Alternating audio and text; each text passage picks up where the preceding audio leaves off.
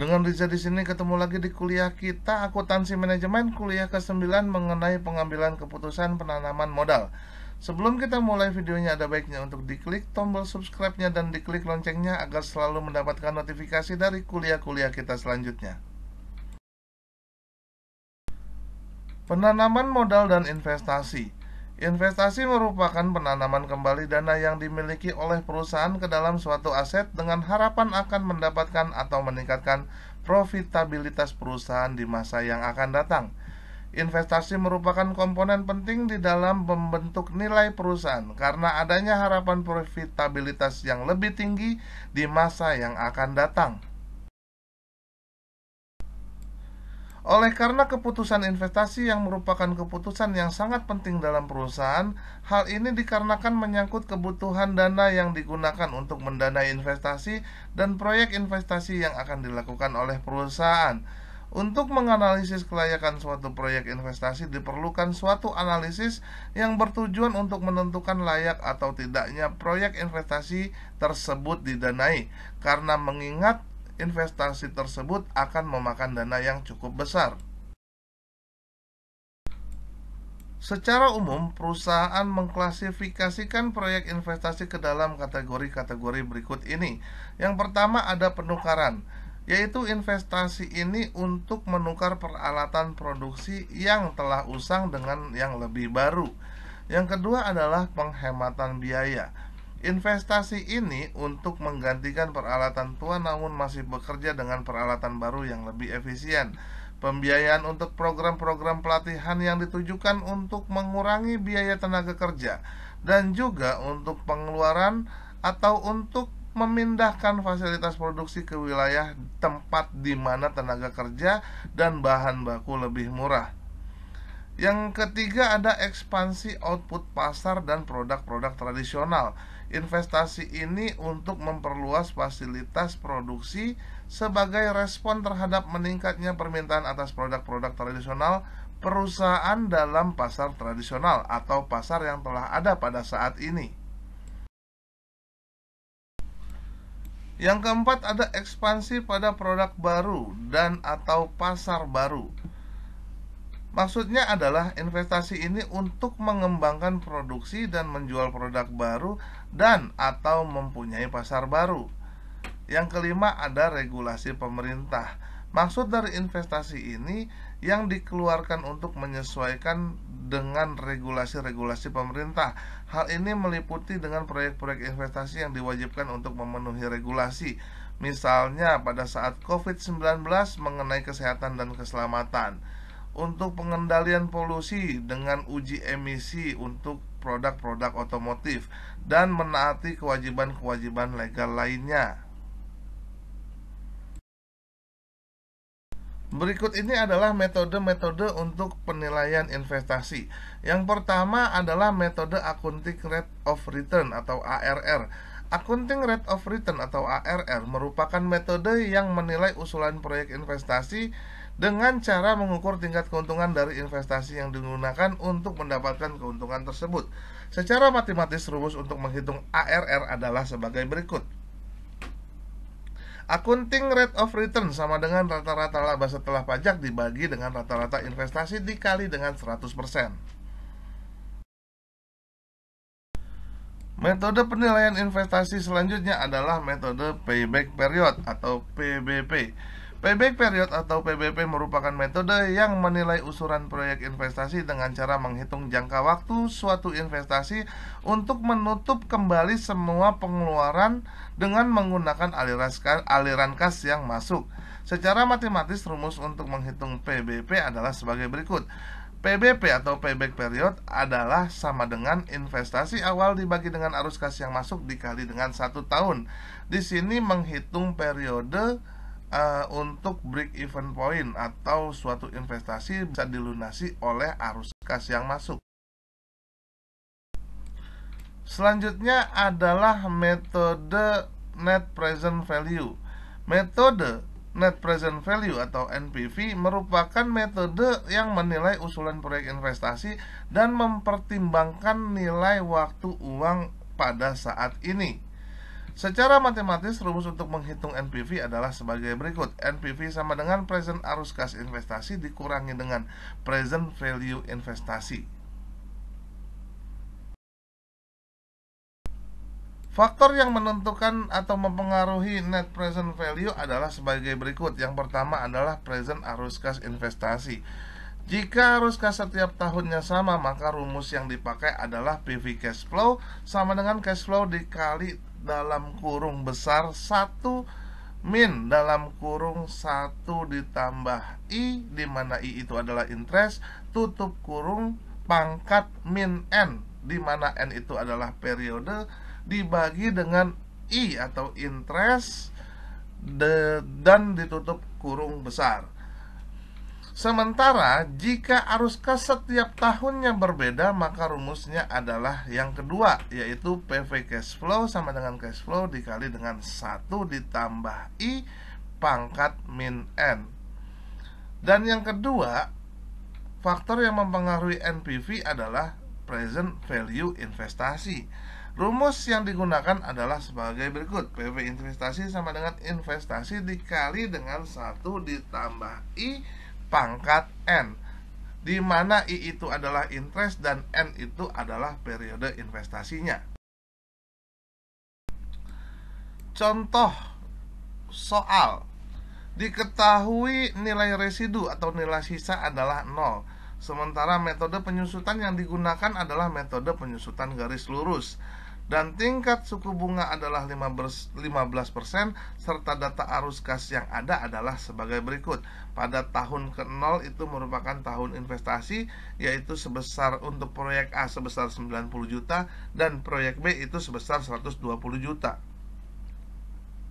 Sementara tahun ke-1, ke-2, dan ke-3 untuk proyek A itu arus kasnya atau cash flow-nya yang masuk itu adalah sama, masing-masing periode adalah 40 juta. Dan untuk proyek B, cash flow tahun pertama yang masuk itu adalah 70 juta, yang kedua itu adalah 50 juta, dan periode ketiga itu adalah 30 juta. Anda diminta untuk menghitung berapa accounting rate of return, payback period, dan net present value-nya.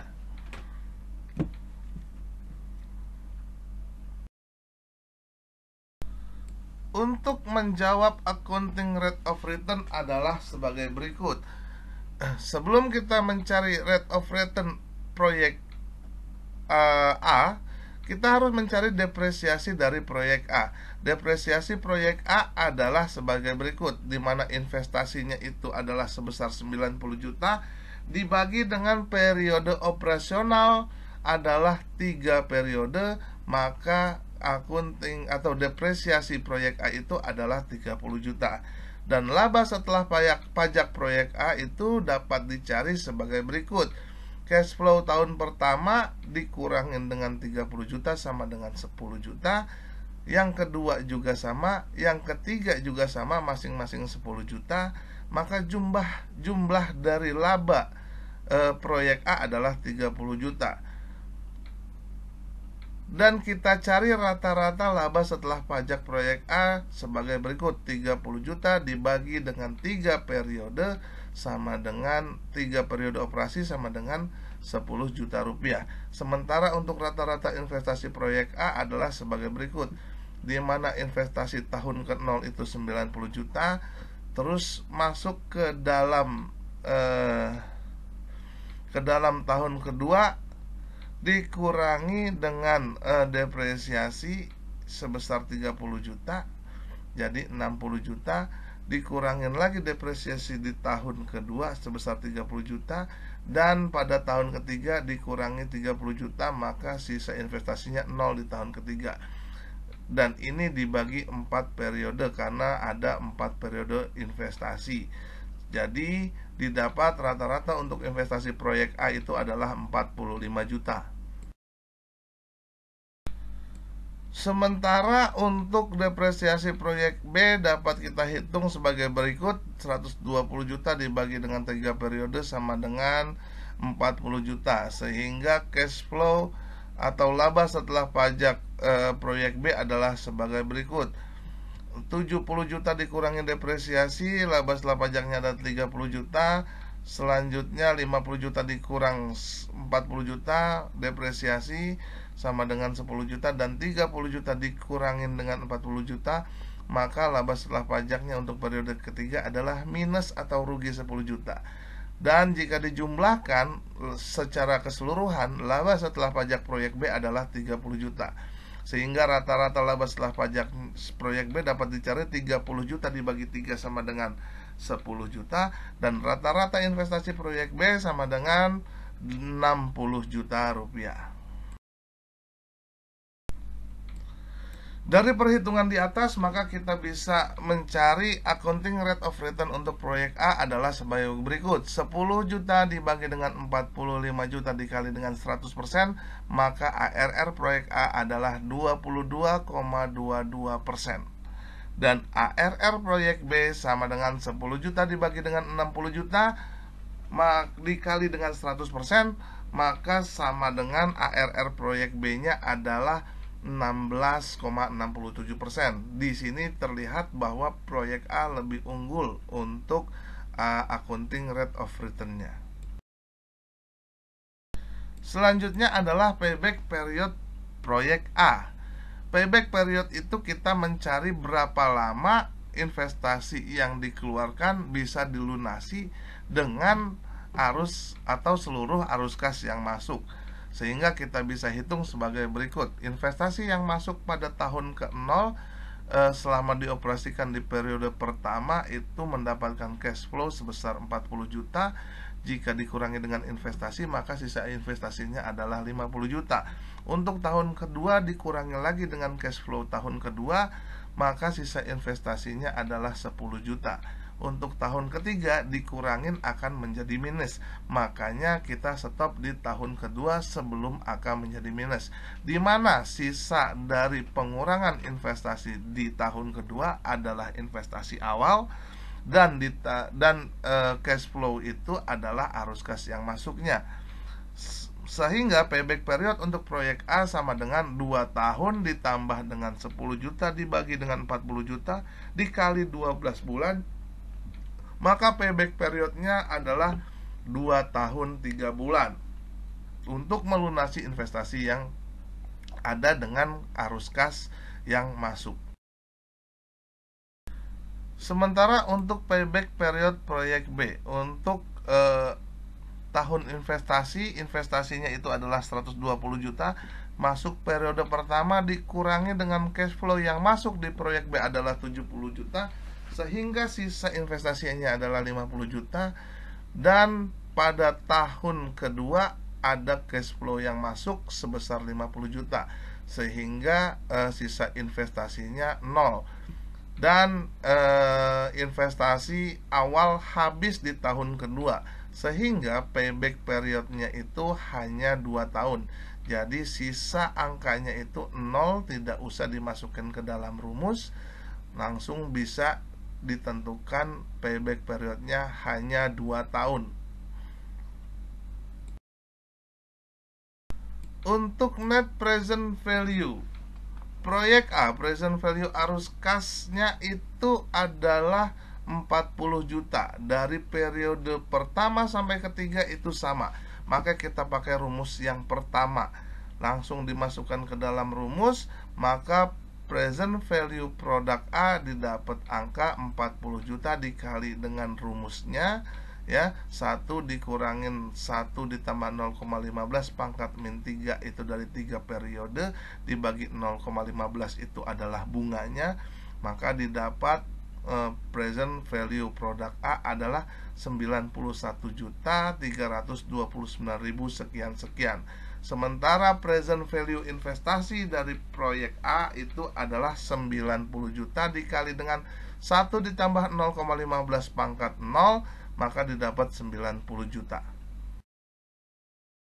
Sehingga dari perhitungan di atas kita bisa mencari net present value project A itu sebagai berikut: 91.329 sekian-sekian dikurangin dengan present value investasi proyek A sebesar 90 juta, maka NPVA adalah 1.329 sekian-sekian. Dan ini adalah nilainya positif, sehingga proyek A ini layak untuk didanai. Untuk net present value proyek B adalah sebagai berikut. Present value arus kas proyek B ini karena cash flow per tahunnya itu angkanya berbeda setiap periode, maka pakai rumus yang kedua, yaitu PV cash flow sama dengan cash flow dikali dengan 1 ditambah 0,15 tutup kurung pangkat min N. Jadi untuk periode pertama adalah 70 juta dikali 1 ditambah 0,15 pangkat min 1 sama dengan 60.869.000 sekian-sekian. Yang untuk periode kedua 50 juta dikali dengan 1 ditambah 0,15 pangkat min 2 sama dengan 37.807.000 sekian-sekian. Untuk periode ketiga 30 juta dikali dengan 1 ditambah 0,15 pangkat min 3 yaitu 19 juta, sehingga totalnya itu adalah untuk present value arus kas adalah 118 juta 402.000 sekian-sekian. Sementara present value investasinya adalah 120 juta. Sehingga untuk kita masukin ke rumus dalam net present value proyek B, maka didapat angka sebagai berikut, sama dengan net present value proyek B sama dengan 118 juta 402.000 sekian-sekian dikurangin 120 juta, maka net present value proyek B adalah minus 1.597.000 sekian-sekian. Karena angkanya minus, maka net present value proyek B ini dianggap tidak layak untuk investasi. Quotes for today. Usaha dan keberanian tidak cukup tanpa tujuan dan arah perencanaan, by John F. Kennedy. Sekian kuliah kita pada hari ini, semoga bermanfaat buat kita semua. Keep your spirit to learn more. Please like, share, and comment. Dan jangan lupa untuk diklik tombol subscribe-nya dan diklik loncengnya agar selalu mendapatkan notifikasi dari kuliah-kuliah kita selanjutnya. Terima kasih.